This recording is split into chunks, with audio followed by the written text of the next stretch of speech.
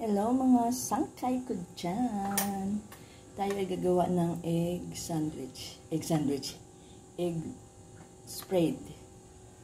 Egg sandwich daw. Palaman. Itlog naman ang gagawin ko na boiled egg. Hindi laging pinipirito.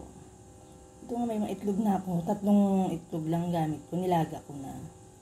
Dudurugin natin ngayon. Gagamitin muna natin ng kutsilyo.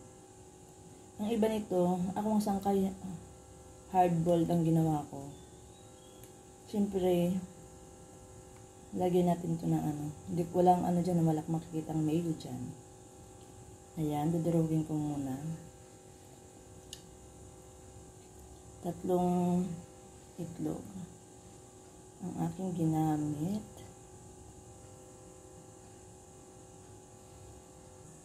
Ayan na mga sangkay, tapos ko ng i-slice. So, meron akong carrot, lalagyan natin. Ang itlog ay healthy na. Mas pahihiltihin pa natin. Lalagyan ko ng carrot.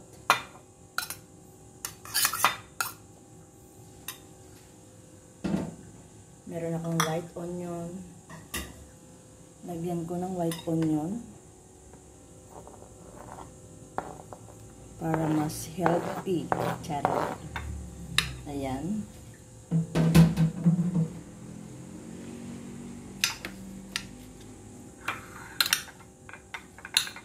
Haluin natin. Lagyan ko na ng salt.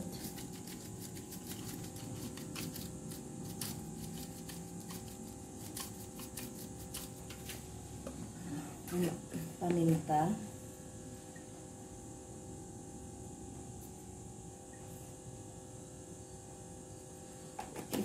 Daragdagan natin mamaya. Konting sugar.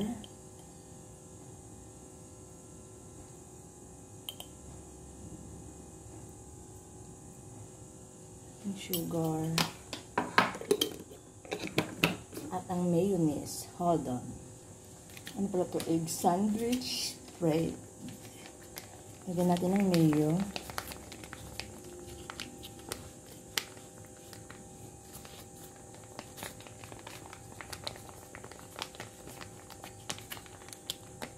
Siyempre yung lalagyan natin mayo dito ay plain. Ang gamit ko naman dito ay Lady's Choice mayonnaise.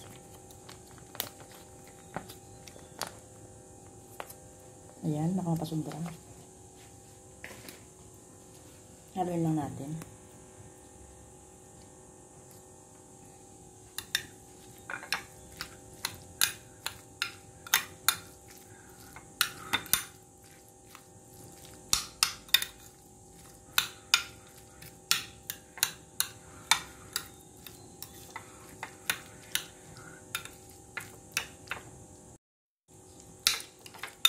Ayan, tikman natin. Tikman ko. Pero upa lang ako dito.